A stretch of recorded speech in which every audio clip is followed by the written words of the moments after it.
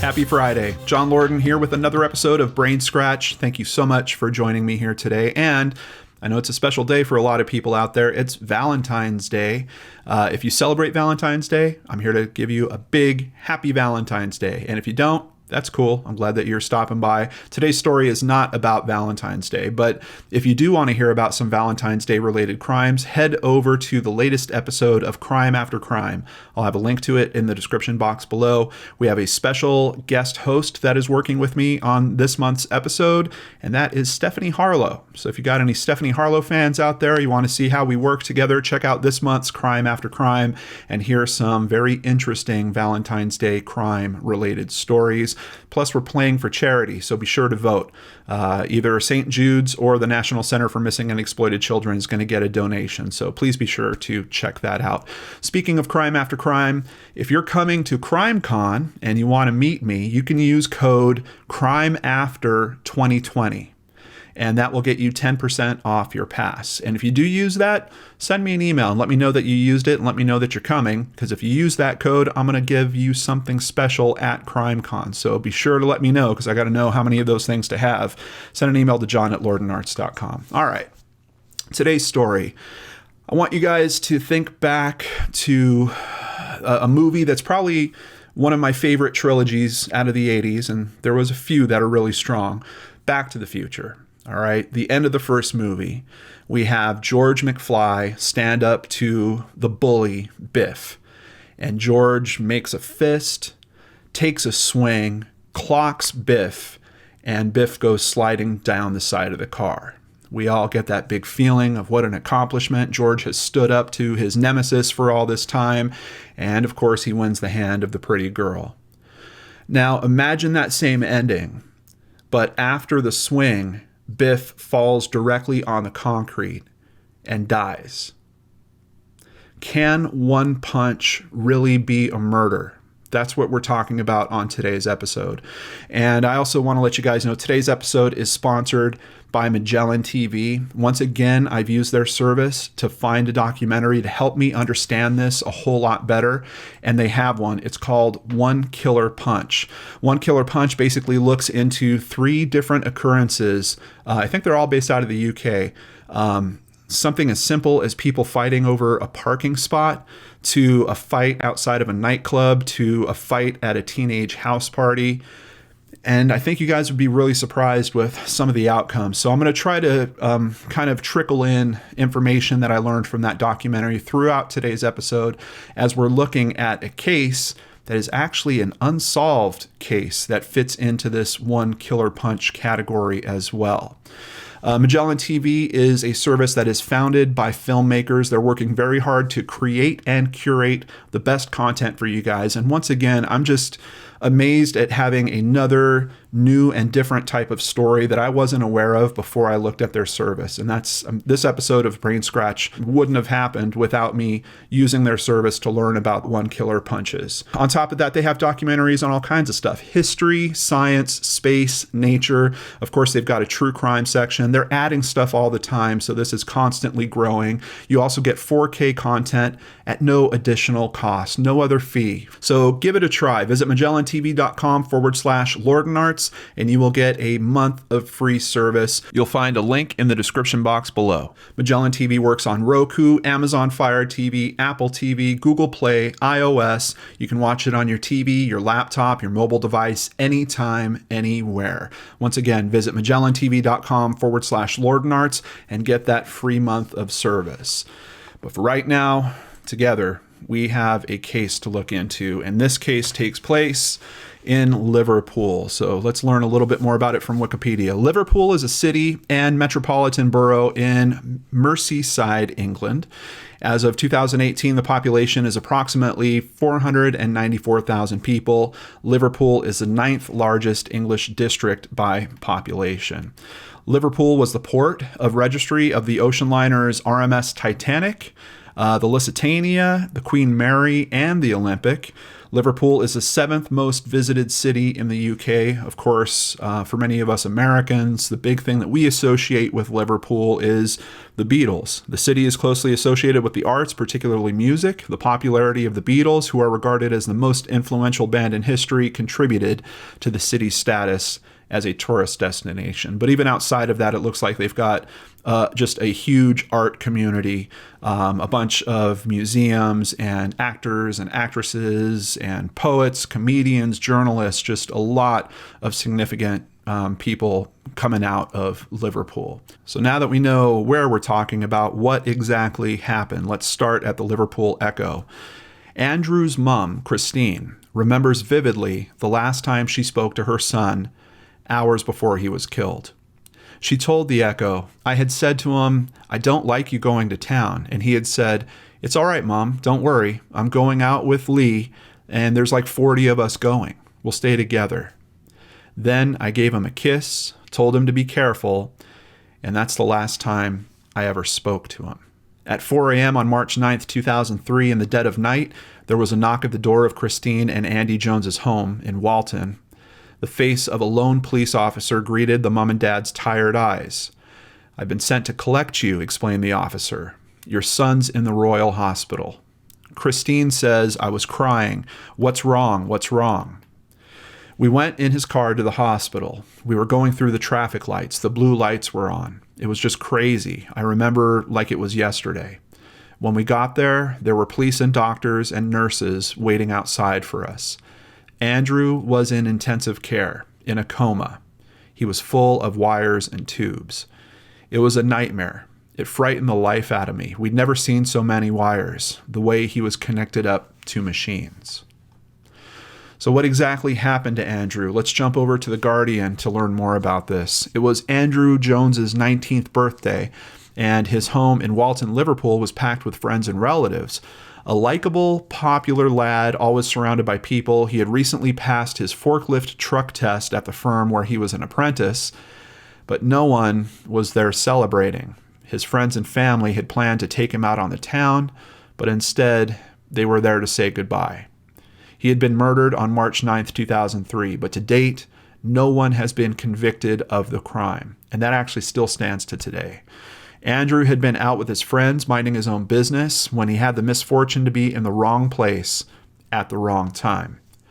It was a Saturday night. Andrew was walking along Hanover Street at 3 a.m. on his way to a nightclub. It was his cousin Lee's birthday, and 30 or so friends and relatives had been out celebrating. Somehow, the group split up. So Andrew and a friend, Danielle Starkey, went looking for the others. They were approached by a gang of 5 youths, and one accused Andrew of purposely banging into him. Andrew held out his hands to show that he meant no harm and apologized, telling him, "I don't want to fight." 20 witnesses confirmed this. Out of nowhere, a fist smashed into Andrew's face, breaking his jaw and knocking him to the pavement so hard his skull broke. He died the following afternoon in hospital, having never regained consciousness. Starkey was with Andrew when the gang approached, but walked on ahead as Andrew was marched back down the road. And that's one of the things that I definitely learned by watching the documentary is these are situations that are, it's so troubling because they seem so easy to avoid. You've got people bumping into each other. Okay, I get it. Excuse me. Sorry about that. And then move on. But it's like there's a pattern of escalation that happens here.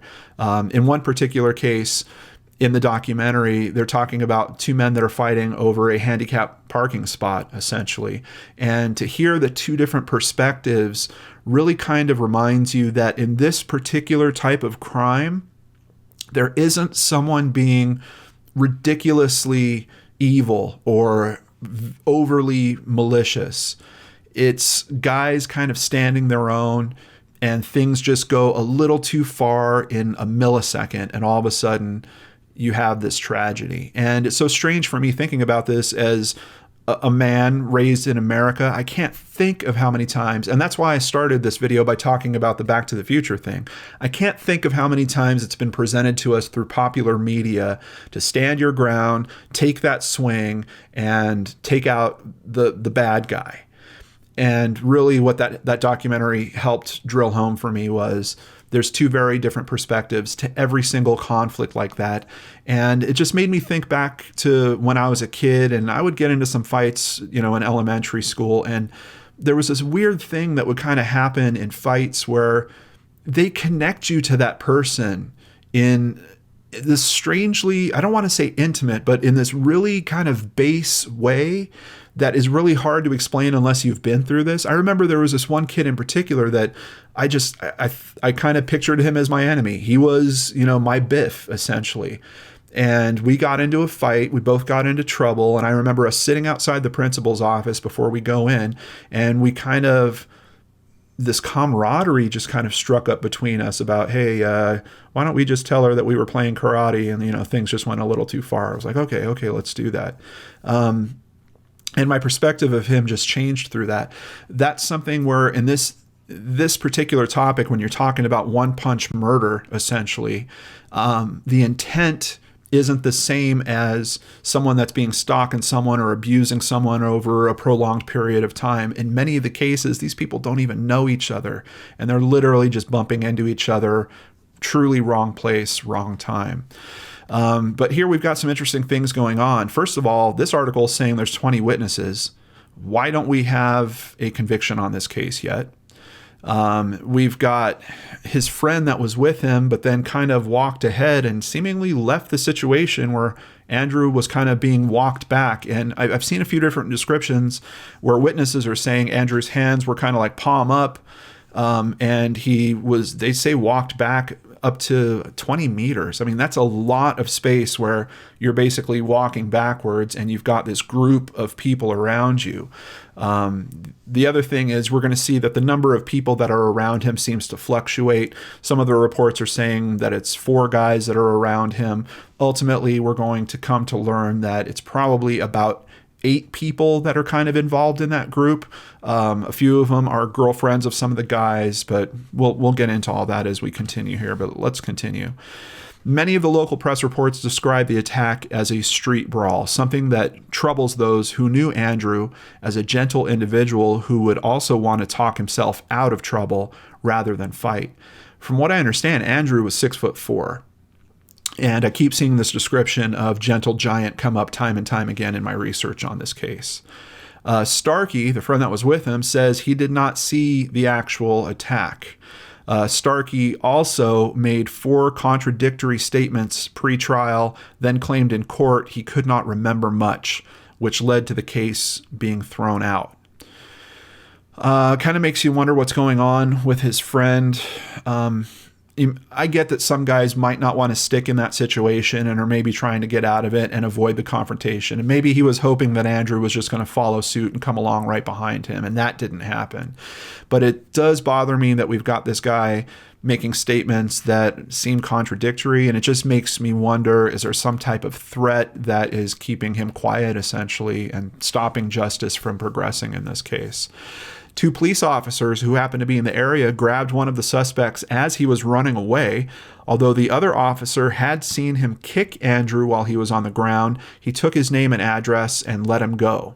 The suspect's friends insisted he had been merely stepping over him. Now, this is a bit of an interesting angle on this case.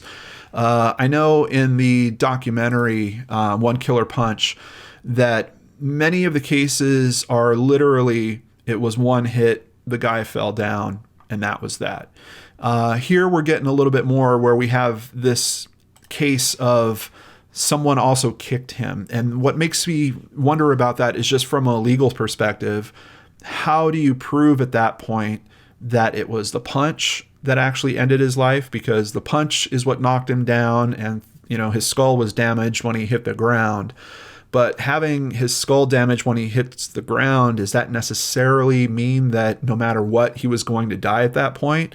Or if there was additional trauma, like someone coming up and kicking him after, could that have contributed to it more, or maybe even caused the actual thing that would eventually lead to his death? This is just a little bit different in this case, but if nothing else, now it sounds like we've got maybe 2 potential suspects that we should be looking at in terms of charges.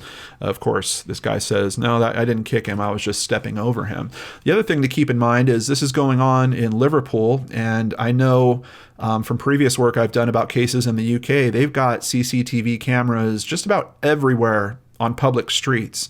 And from what I can see in my research for this case, there is CCTV footage of what happened. Obviously, it must not be strong enough. And this is, of course, back in 2003. So I'm sure the fidelity of the image is probably a little bit of an issue. And you've also got a lot of people that are clustered up in a small area where this is going on. There's something about the footage that is not allowing them to go for a conviction just based off the footage, which is really frustrating. And I'm kind of hoping at some point, maybe if someone analyzed that footage, maybe if there was some like 3D modeling done, they could kind of figure out the position of all the individuals and where their limbs would have been. And maybe there's some aspect that can help their understanding with that.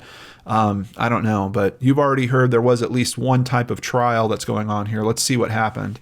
The attack was witnessed by a couple in a parked car, but aside from appealing for them to come forward 2 days later, the police made no further efforts to find them. Kind of frustrating because I know they're saying there's a lot of witnesses to this, but if there's another set of witnesses, who knows what their perspective could have been. Maybe they had a different angle on what was going on that they could see from. I think trying to reach anyone that had any potential piece of that story would be important. And there is a tone in this article at The Guardian that Andrew's parents are upset about the investigation around this. And I really don't see that tone echoed too much into the future. And this article is one of the earliest. This is from back in 2004 when The Guardian put this article out.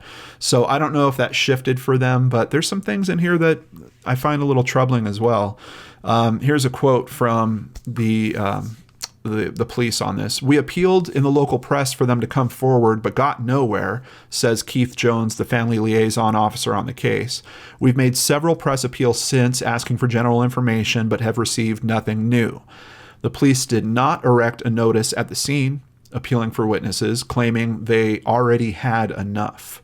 Now, unfortunately, that statement isn't really attached to anyone in particular, so I don't know who's making the assumption or who had heard them say we have enough witnesses here. I just don't believe that that's ever true in any murder case. I mean, if there's an additional person that has some further information, I don't see a point where you just say, we've got enough witnesses. I don't get that, because every person could have a unique perspective or unique information that could help progress the case. But like I said, the tone of this article is kind of aiming at the investigation, and I don't know that that's really where the family still is. Although police arrested 4 men days after the incident, only one was charged. He appeared in court charged with murder, which was reduced to manslaughter on the first day. The Crown's main evidence was that a friend of the accused who was at the scene made a statement to police saying he had confessed to throwing the fatal punch. The CPS decided this was enough to proceed with, although the CCTV footage showed that the man running from the scene was wearing a short-sleeved shirt. The key witness was clear that the man who threw the punch was wearing a long-sleeved shirt.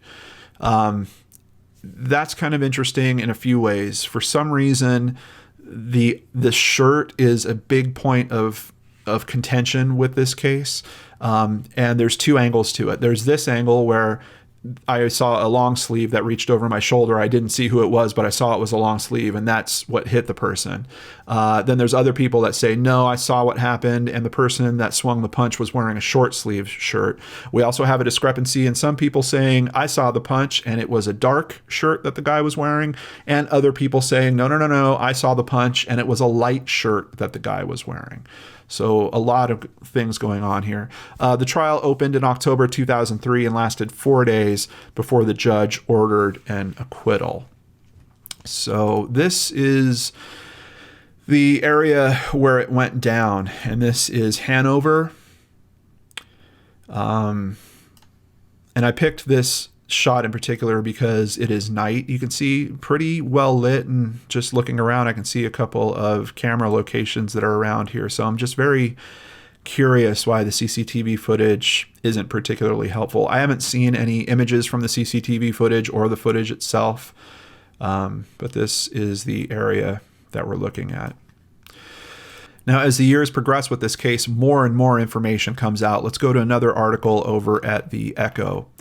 A teacher, Simone Simpson, went to the aid of 18-year-old Andrew Jones as he lay in the street after being felled by a single punch, which broke his jaw in the early hours of March 9th, 2003. As the teenager fell, his head struck the ground with enough force to make it bounce. He died hours later in hospital. A postmortem revealed Andrew died from the head injury. Mrs. Simpson, who no longer lives in the UK, was visiting the city with her husband Keith and was walking back to the Adelphi Hotel when she came across Andrew, being confronted by 4 males. She said she saw Andrew facing the group with his hands outstretched and backing away. Mrs. Simpson said, as we reached the corner of the street, I saw a person in a white shirt throw a punch with his right arm. It looked to me like he went straight down. You could actually hear it. You could hear his head. Mrs. Simpson said she and her husband administered first aid to Andrew. She said there was quite a lot of blood coming out of the base of his head. I was cradling him and talking to him. James Roberts, age 20, was charged with Andrew's death, but he was acquitted partway through a trial. Mrs. Simpson told Liverpool Coroner's Court she was called as a defense witness for Roberts, but the case was stopped before she gave evidence. What's interesting about that is she was called as a defense witness because they learned that she thought it wasn't James Roberts that did it, it was someone else. And James Roberts was the one that had the charge coming at him. So essentially they were going to put her on the stand and say, who do you think did this? And her say, I'm an eyewitness and I know it was not this guy. And that would have gotten him off, but they didn't even have to go that far. She actually didn't even make it to the stand from what I gather. She said while in his solicitor's office, she identified another man, which she learned was Lee Paul, as the man responsible for punching Andrew through CCTV images taken from the night of his death. So I did find a video clip I want to share with you guys that kind of breaks down the issues going on with trying to identify who did this. So let's go ahead and run this. This is from a local show called Crime Watch UK. Here are the 8 people who all say they were part of the group. One of these people threw the fatal punch. Let's discount the 2 girls. They say they were looking the other way anyway. That leaves us with 6 people. 4 of these people say they didn't see the punch. It seems they may have been looking the other way too. 2 left. Now, one of these 2 did see the punch. Unfortunately, he said he saw it come from behind him, and he didn't see who threw it. 1 left. Now, this man has consistently refused to tell us what happened. The fellow who says he saw the punch says the attacker was wearing a long-sleeved black top. And we've got a couple of taxi drivers who say they saw the same thing. But here's when it gets interesting. We've actually got 2 independent witnesses, both of whom say they saw the punch, and both of whom say the attacker wore a light-coloured top. So we've got a dark-coloured top and a light-coloured top. It doesn't take a genius, does it, to work out that someone in the group is lying to us. That's one of the really heartbreaking aspects of this case. We have a terrible event that has happened here, but to me, it's almost worse that we have a group of people that are covering up the truth of that event. And in doing so, they're probably, at this point, they've probably completely undermined any reasonable defense that the person that actually did this had. That's something else I learned from the documentary is, I think a lot of us have the assumption that we could just say, well, we had to defend ourselves. You know, I felt like my life was threatened, so I had to do what I had to do. And that's a reasonable defense for these cases. In that documentary, of the 3 cases they talk about, 2 of the guys wind up serving time, even though they're kind of throwing that out as an excuse. So it's not enough to say that, because they're going to look at the evidence and see if that excuse actually holds up. Now, what we have here is a bunch of people that are protecting some guy that maybe did have a reasonable excuse. Yes, we have a witness saying that Andrew was backing up. We don't really know what Andrew was saying. I know in that early article, it said that he was apologizing. I don't have a solid source for where that is coming from. It said that 20 witnesses saw this happening. I don't think that 20 witnesses heard him apologizing. I just don't think that's realistic. Could the guy have been being provoked by Andrew further as he was walking backwards with his palms face up? Who knows? There's a possibility of that. But at this point, now so many years later, in the shadow of this big cover-up, Even if that information would come forward, do you think that it would work as well in a court? I certainly don't. I think if there was a perfectly reasonable explanation that could have been a self-defense defense for this, that now has been thrown out of the window because of how this group has acted since then. So the earlier press on this stuff really didn't name the people, but then as the years went on, they didn't just name them. Here is a picture of all of them. We've got Neil Jones here in the upper left, Michael Stevens, Chris Townsend, Lee Paul, who from what I can see is the person that most people seem to be thinking could be the person that did this. Danielle Phillips, James Roberts, who's the person that was charged, but then it was dropped, and Haley Morrissey. There is also Michelle Kelly and James Foy, and we do have more information about all of them that we're going to review here.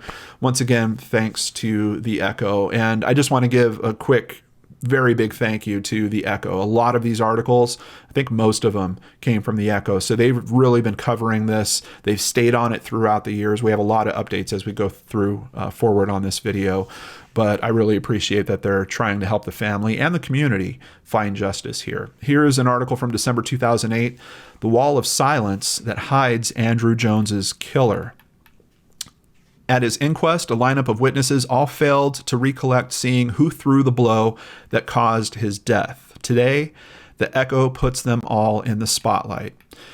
James Roberts, Lee Paul, Michael Stevens, Neil Jones, James Foy, and Chris Townsend were among a group also on Hanover Street.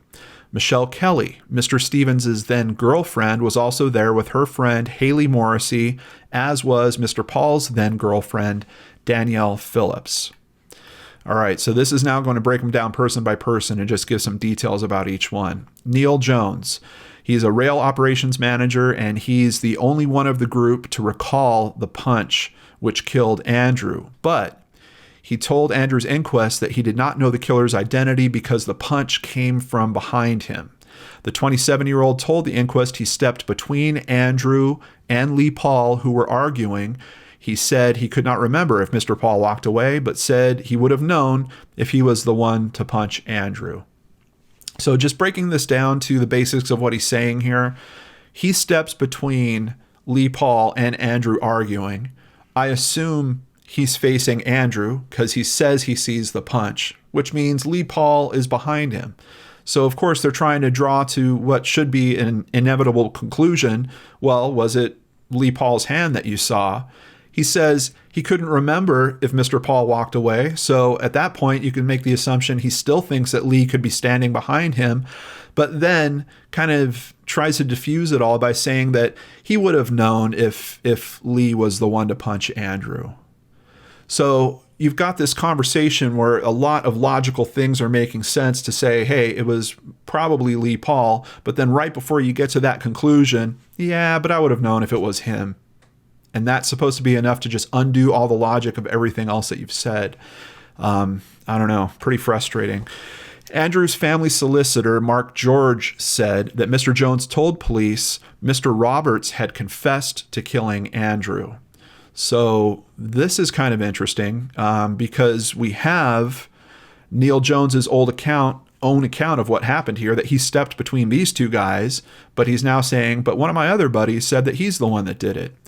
He told officers the arm which punched Andrew wore black and that Mr. Roberts was wearing black. Mr. Jones failed to remember those details at court, and Mr. Roberts was later acquitted. So pretty interesting. He comes up with these details, relays those to police, and then when they bring him to court to relay the same information, oh, he can't quite remember it. Not to mention that we've got other eyewitnesses that are saying, no, it wasn't black that was being worn. It was a guy in white.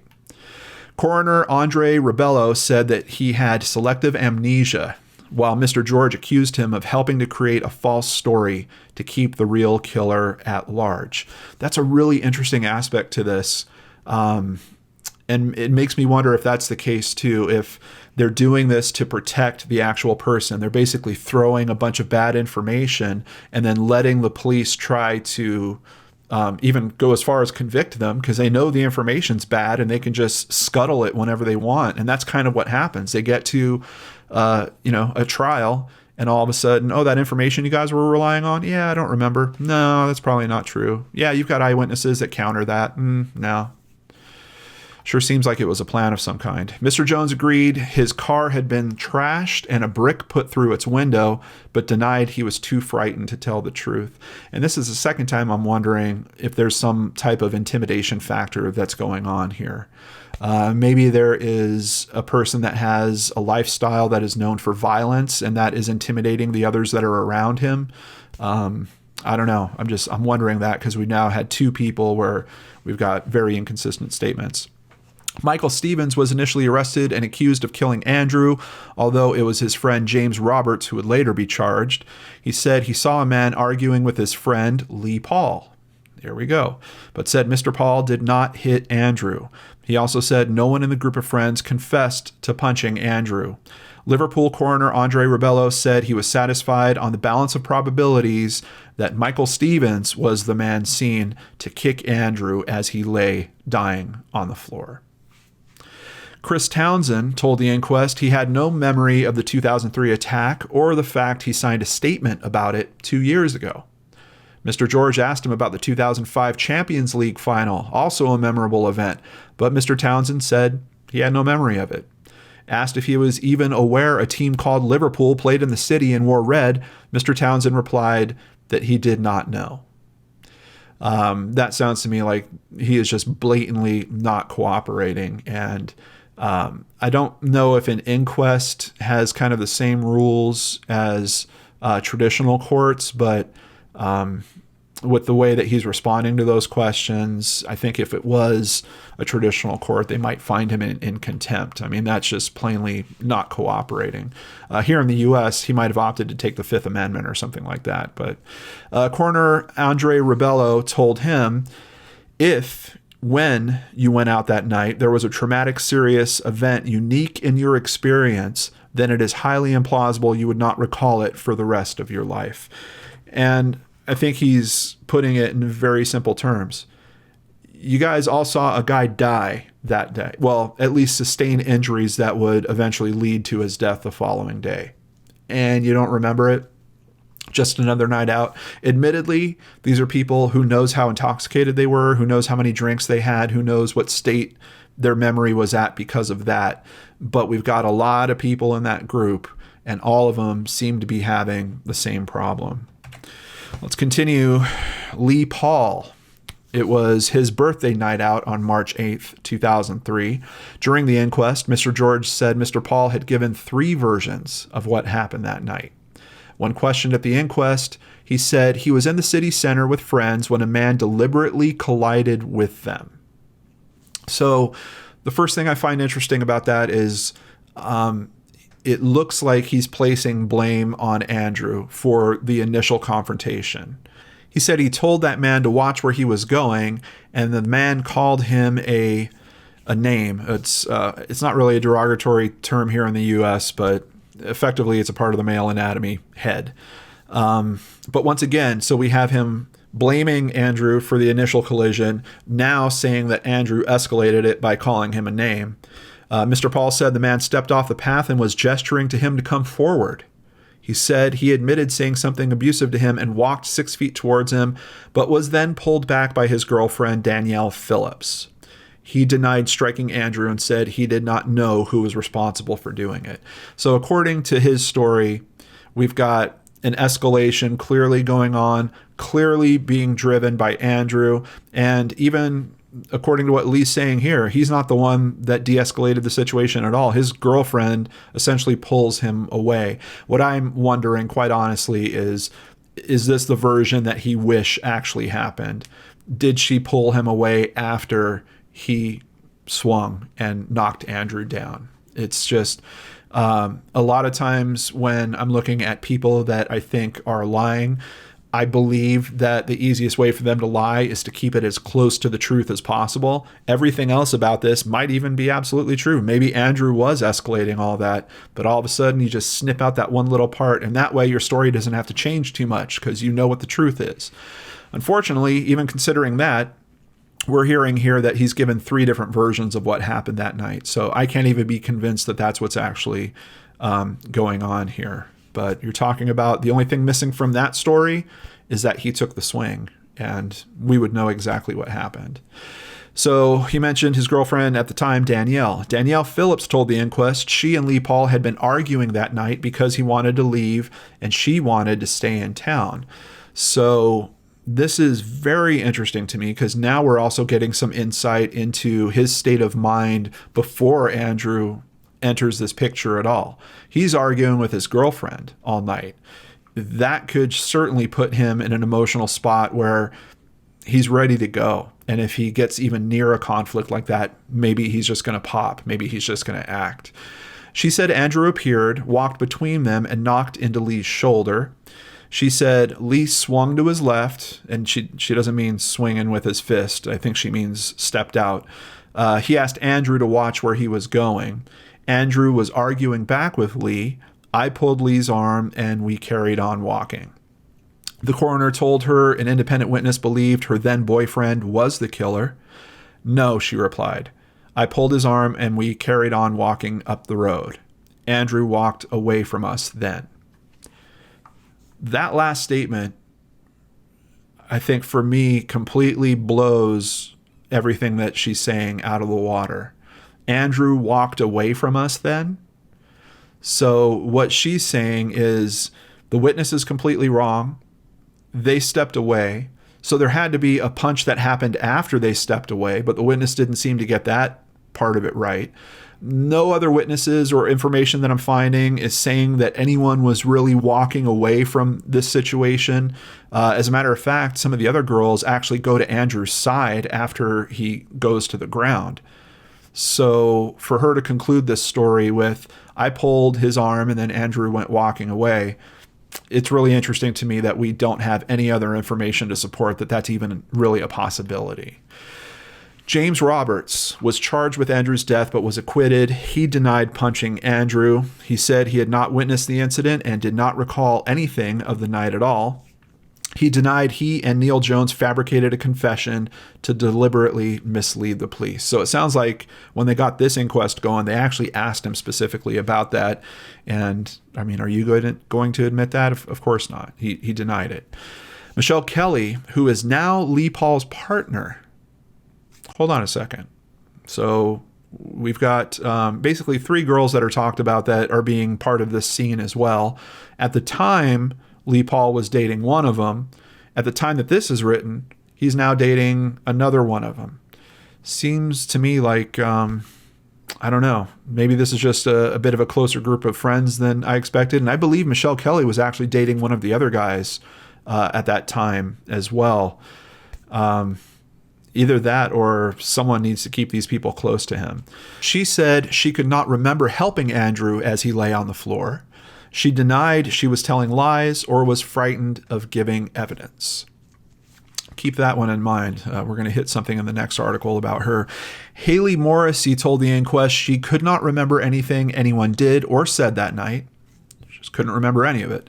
She said she recalled hailing a cab and having her back turned when Andrew Jones was punched. She then said she remembered kneeling next to the dying 18-year-old. So Haley here at least says she at least knew after he hit the ground and then went and kneeled next to him when he was being treated, probably by the teacher, Mrs. Simpson. So continuing, another article at the Echo from March 2013.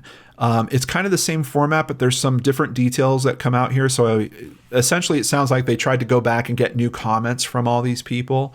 For Neil Jones, the Echo attempted to speak to the 31-year-old this week, but he declined to talk about the incident, saying that he wanted to put events behind him and move on with his life. I really wish Andrew's family had the same luxury. Michael Stevens, Mr. Stevens, now 31, told Andrew's inquest he did not know who hit the 18-year-old. At his family home in West Derby this week, his mom, Sandra Stevens, said her son had done no wrong.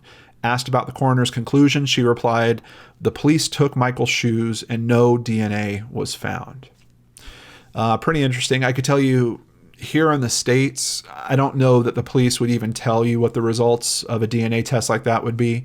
And quite honestly, I've heard cases where people are told things and it's actually not the truth from the authorities. So I don't know if the same thing applies with how police work is done in the UK. But also keep in mind, we're getting comments from a parent here. And I don't know about you guys, but for me personally, my parents really didn't know everything that was going on in my young adult life, and I have to assume some of that might be happening around this as well. Chris Townsend, he told police that Andrew was in a rage and lunged towards him and his pals. Mr. Townsend said, "I thought he was going to actually hit me. I covered my head as I looked back up, I just seen the lad. The lad was falling to the floor. That's all I seen." After that, I think me and me mate, we just started walking away, started to put a bit of run on because I was scared. I thought the lad was going to get back up. So Chris saw Andrew as just this giant monster that was coming towards him and basically covered his face when the punch happened, at least according to that version. Lee Paul was identified by an eyewitness as the person who punched Andrew Jones, but he has never been charged by police. His dad, John Paul, told the Echo that his son categorically did not hurt the Walton teenager. "My son is upset about it. He feels for the family. There are no answers, are there? But I can say this, he categorically 100% did not kill that man."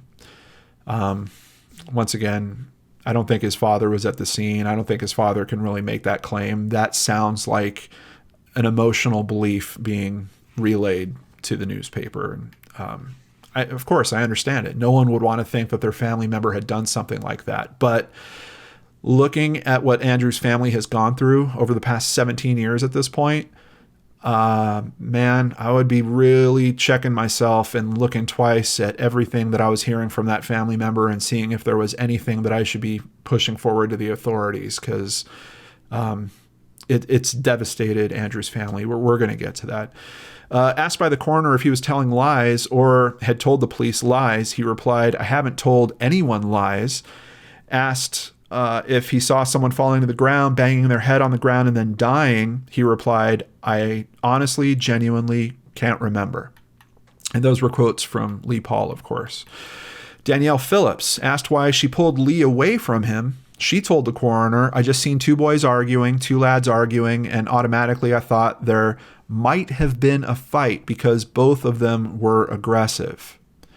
So I think it's a little interesting that it almost sounds like she's talking about a past tense term. I thought there might have been a fight, but I think that's just kind of a regional dialogue thing. I don't think that I know here in the U.S. when we, like, for example, when I cover a missing persons case and then someone says that person was this or was that, a lot of people get caught up and they're saying, "Hey, does that person know that the person's no longer alive?" because they're talking about him in the past tense.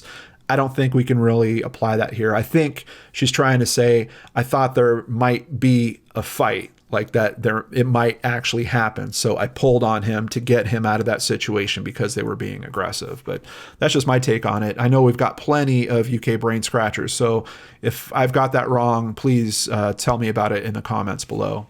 James Roberts, he said he had not witnessed the incident and did not recall anything of the night at all. So we've got several of them kind of doing this. I don't remember that night at all. Nope. Don't remember who was there. Don't remember what was said. Remember getting a cab. I don't know why these memories are so selective. He said he could not point the finger at anyone because he did not know who it was. Michelle Kelly, who is now Lee Paul's ex-girlfriend, so it seems like that situation has changed between his two articles. She's also now the mother of a child. At her home, her dad said that he believed his daughter genuinely did not know who killed Andrew, but then something really interesting happens. He also said she tried to help Andrew when he was lying on the ground. Hold on a second, because that completely contradicts what she said for this information in this previous article. She said she could not remember helping Andrew as he lay on the floor. But her father is basically saying, well, she tried to help Andrew when he was lying on the ground. Now, is he getting that information from her? Is he getting that information from somewhere else? I don't know. Just kind of interesting to me that we have pretty big discrepancy. Her saying, I can't remember that happening. Her father saying, yeah, she was doing that. Maybe it's in the CCTV footage. Maybe the father has seen that and he could see that it's her kneeling next to him. but I'm just wondering about the possibility that she has told her father a little bit of a different story than she relayed at the inquest. All right, another article. This is from March 2013. A gang suspected of shielding Andrew Jones's killer were visited by murder squad detectives on the 10th anniversary of his death. The 18-year-old Everton fan from Walton was punched to the floor by someone in a group of men and women who had said he bumped into them. Detective Superintendent Dave Brunskill confirmed, "We have gone to extensive efforts to try and reach individuals who may hold key information regarding Andrew's death. We don't know who's responsible, but we know that the person came from within a small group of individuals. It is a heavy weight to carry for 10 years, knowing that their actions resulted in somebody's death. Circumstances change. People have new responsibilities. They may have families of their own and think about if that was their child and justice wasn't done." And that's certainly something I'm hoping for in this case too. It's weird for me to think about a group of people that large and to think that the evil of this situation is overshadowing the good that's within all of us. But for them in particular, it's overshadowed all 8 of them. Like, you know, if this was a group of like 2 or 3, I kind of get how this wall of silence could be supported over a prolonged period of time. But a group that large, I just can't believe that someone hasn't gotten in touch with their heart and really done the right thing with this case. It kind of makes you think twice about humanity. I'm sure Andrew's family is absolutely struggling with that thought. How come no one's stepping up to be the hero here? And not to mention, if this thing does shake out at some point where there are charges filed, I think the rest of them are going to have some charges to look at too. And I'm also kind of curious why I'm not seeing any messaging from the law enforcement that's looking into this about, hey, you know, if you guys speak up, we're going to be able to take care of you. But if you don't speak up and we get to that later point, you all are going to be screwed. I don't know. I'm really not seeing that. I'm seeing a bit of kind of a hard edge, at least in the information that's coming out publicly. It could be that they're having that conversation when they're revisiting them 10 years later, maybe on the side a little bit. Hey, if you're the one to help us, we're going to make sure to help you as we go through this process. But there's another aspect of this that is something I don't think you could really quite calculate or account for. And that is, maybe the person that did this is a bad person. Maybe they don't have it within themselves to see how wrong this is, and that running away from the situation was just a normal day for them. The other people around that are probably not that same type of person. And I'd have to believe it's been weighing on them. It could be taking years off their lives, the stress of it. They could have medical issues resulting from the stress of keeping that lie. Trust issues. I mean, there's all kinds of other stuff. Don't they realize that, yes, maybe they're helping their friends stay out of jail, but they're doing that by incarcerating all of them? I mean, sure, they're not in a physical cell, but aren't they in an emotional cell? I would certainly think there's some aspect to that that's going on with them.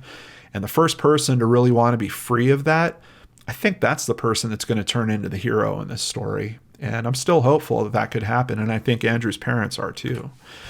In a message to the gang, he said, and that's back to Dave Brunskill, the detective superintendent, "Someone knows what happened that night and knows who is responsible. Now is the time to search your conscience, to realize the pain that Andrew's family still feel to this day, and to do the right thing. By coming forward now, you can help bring this investigation to its proper conclusion and help this family find some peace."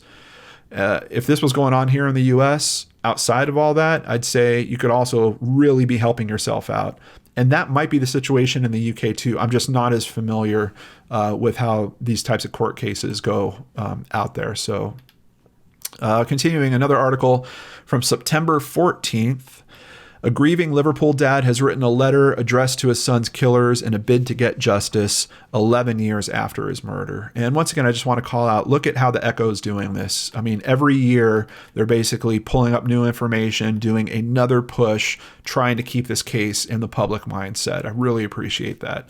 The 50-year-old of Walton said, "After I came face to face with them at the inquest, I decided I needed to do this.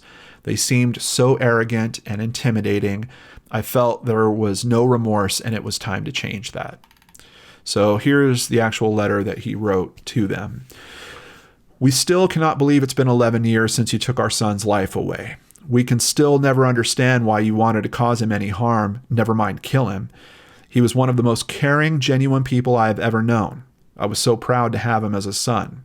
Perhaps you never meant to go that far, or maybe you're all proud of what you have done. Maybe there is that much evil inside you. We know there was at least 10 people involved in Andrew's death. We even know all your names. It's quite funny, really, isn't it? The police who came to see us for their first weeks after he had died told us that you were all from decent families. The people who were not directly involved are just as bad for shielding and protecting you. I thought the girls who were in the gang that night would have been more compassionate. One day, you lot will have children of your own. You will see them being born, nurse them, watch them grow up, and spend most of the time trying to protect them. Maybe then you will realize just how precious they are. They will be 18 one day, the same age as Andrew, and will start going out to town themselves. You will be awake most of the time, just waiting for the key to go into the door and to know that they have arrived home safe. Or maybe not. You'll be waiting for the police to knock and tell you the bad news that they are laying in hospital with only hours to live. One day in the future, they might even read about Andrew's death and say, "Do you remember that mom or dad?" Will you be able to look them in the eye knowing that you were part of it? Well, you have not given yourself up so far. Maybe you never will. Perhaps you're not man enough or woman enough to. But remember, you will have to take all that guilt to your grave. Just hope you can sleep at night. What I can never also understand is why some of you bastards decided to kick and stamp on Andrew while he was laying on the floor unconscious and blood was pouring from his head. I mean, it must have taken real hard men to do that. It's just so clear the pain and anger that his father has in that writing. And it just, it really tugs at me. And I'm sure it tugs at a lot of you out there as well. I mean, we all want the best for our children. And there's a sad aspect to this because I keep thinking about what I had learned from watching that documentary, just about there isn't necessarily a monster. Well, in this story in particular, there might have not been a big monster if someone would have stepped up and done the right thing.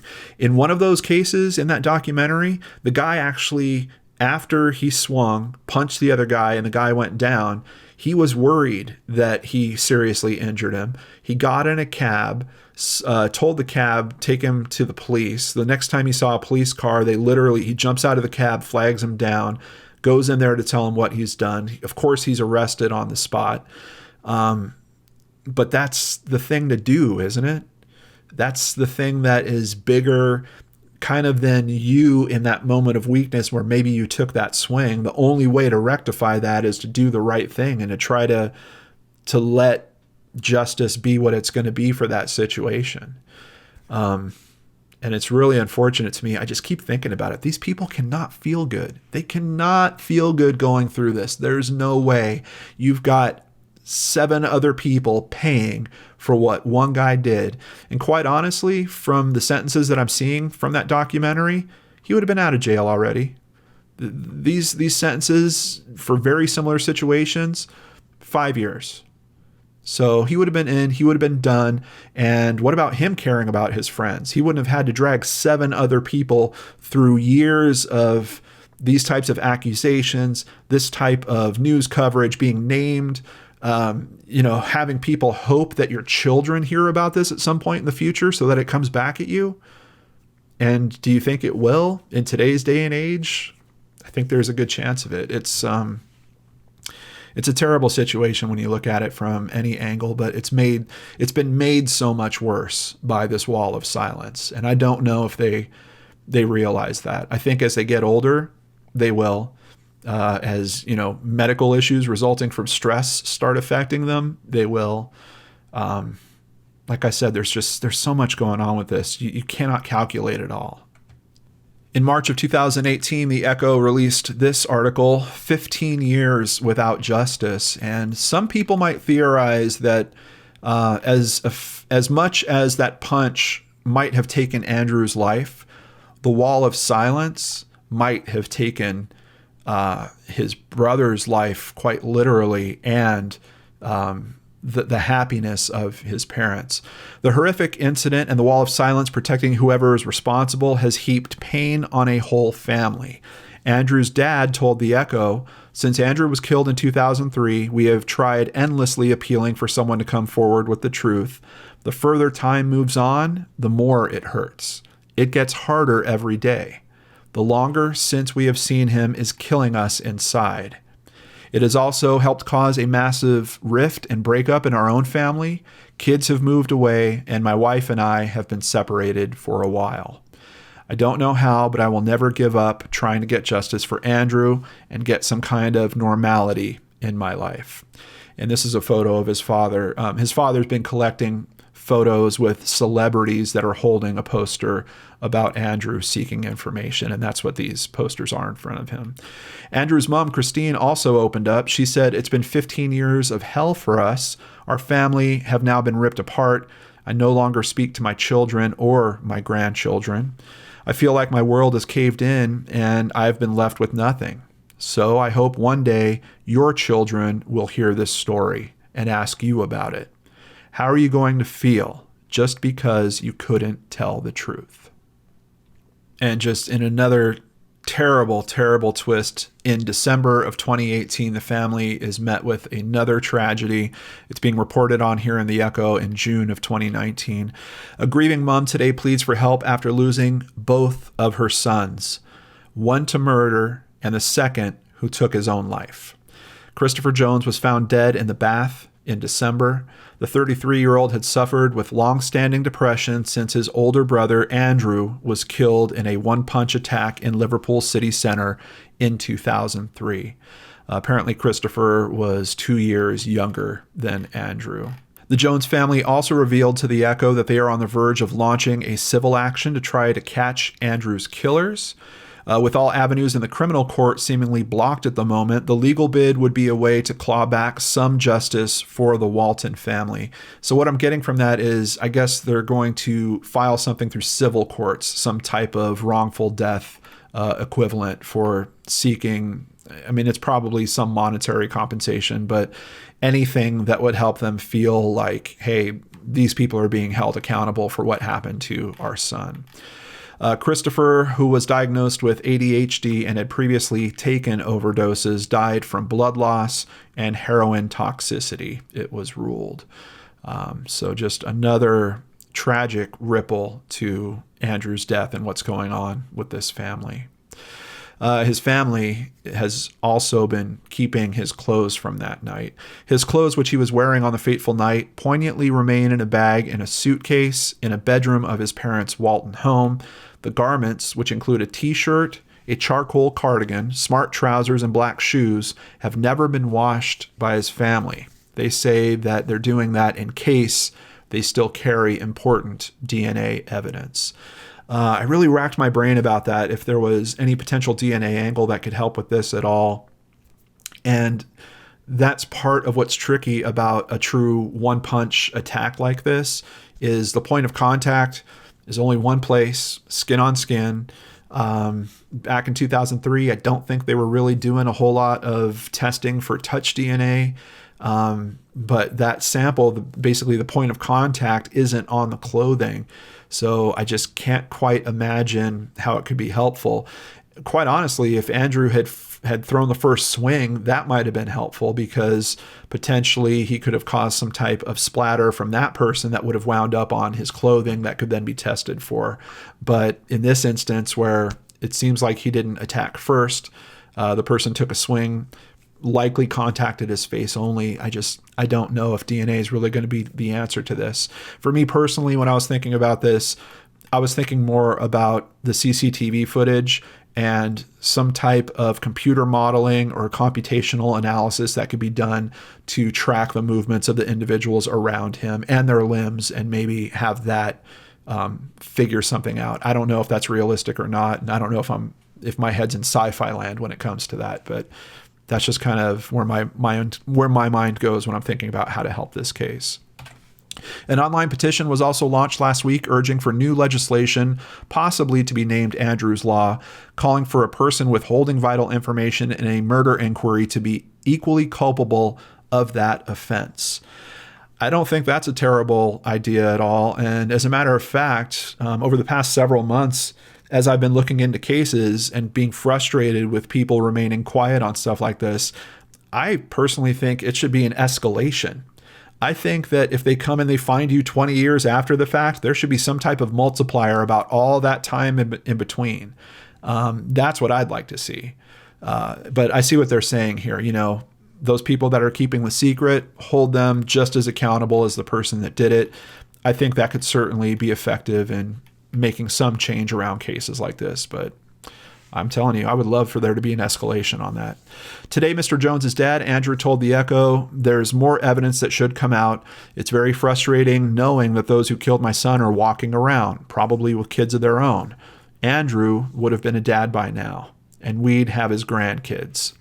We miss him so much." Detective Superintendent Richie Salter from the Major Crime Unit said, "Since Andrew's death, his devoted parents, Christine and Andrew, have been heavily involved in campaigning to get justice for their son. They have been through an unimaginable ordeal and quite understandably are still suffering from this tragic loss. Many questions remain unanswered, and for them, until those responsible have been put behind bars, they cannot rest. Someone knows what happened that night and knows who is responsible for the death of Andrew. We are appealing to anyone with information, no matter how insignificant it may seem, to come forward and allow Andrew's family to find peace." And of course, I'm personally appealing for that as well. That's why I'm making today's video.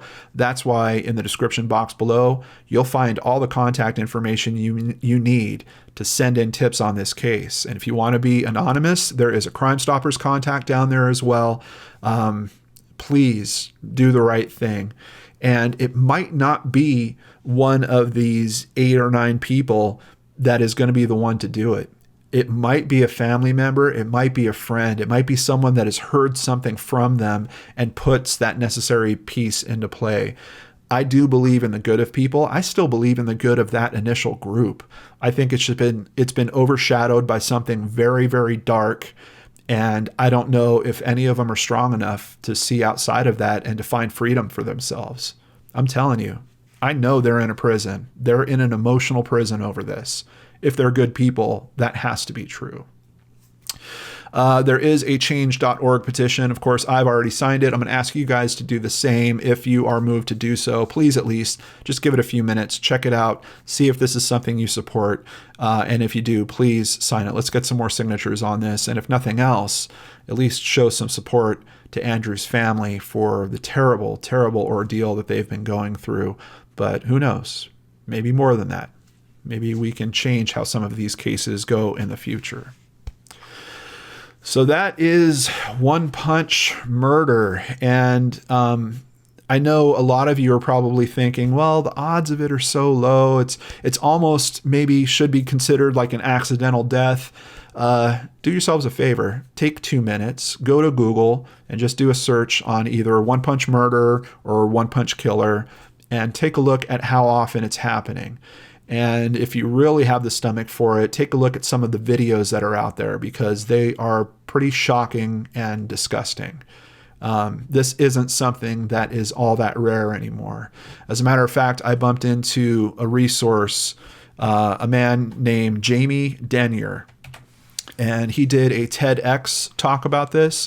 It's only 21 minutes long. I'm going to have a link to it down below, as well as a bunch of different places where you can learn more about him. He lost his nephew to this same situation, a one-punch kill.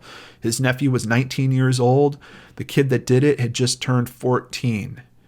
And that's what's really tragic about this. In that particular situation, you have 2 young men and both of their lives completely, one ended, but I'm pretty sure that 14-year-old's life drastically altered and shattered. One of the good things about his nephew Connor's death is it has pushed Jamie to this point where he's trying to spread awareness and information about this. And quite honestly, I can tell you guys, for as strong as this topic is and his presentation of it, he seems kind of, I don't want to say angry, but you could tell there's just this driving force behind him when he's speaking about this. There's something also inspiring about his message. So if you guys have 22 minutes, if you want to hear about another case of one-punch murder, and I'm telling you, I think many of you out there will get something much more than that from Jamie's speech. He also does talks at schools and prisons. He's got this weirdly, he calls himself a grief preacher, but there's this kind of almost uplifting, how to help yourself, how to see the world different angle to it that I think is really, really strong. As a matter of fact, I've watched this video twice. It's so strong for me personally. So if you guys do check it out, please come back here to the comments and let me know about it. I want to hear some of your thoughts on it. And of course, drop a comment there too. Let Jamie know how much you appreciate him being able to share that story. I'm sure it's certainly not an easy place to get to come forward with that type of information.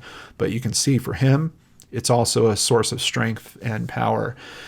And I hope someday that Andrew's family is able to find peace and maybe some strength or power in their situation in terms of helping others.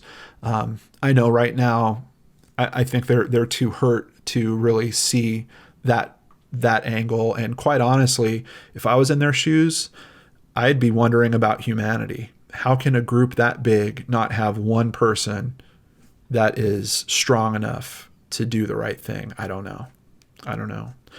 What do you guys think about this? Let's talk about it in the comments down below. Thank you so much for spending this time with me here today. I really appreciate each and every one of you out there. I hope you have a wonderful weekend, and I'll see you back here on Monday with a brand new episode of Case Cracked on the Lord and Arts channel.